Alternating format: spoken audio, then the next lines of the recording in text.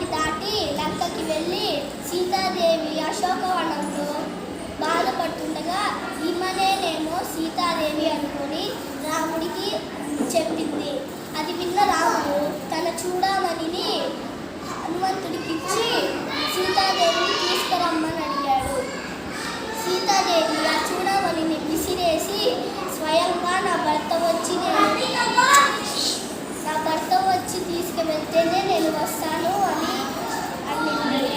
అప్పుడు రాముడు ఆ సముద్రం మీద వంతెన కట్టుకొని లంకకి వెళ్ళాడు. అక్కడ సీతాదేవి అశోకవనంలో ఏడుస్తూ సీతాదేవిని తీసుకువచ్చి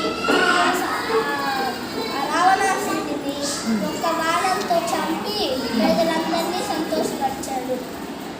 రాముడు అయోధ్యకు వెళ్ళి పట్టాభిషేకం చేసుకున్నాడు. దీని వలన మనం తెలుసుకున్నది తల్లి, తండ్రి, అన్న, వదిన, సేవకుడు వీళ్ళందరికీ మనం అండగా ఉండాలి. జై శ్రీ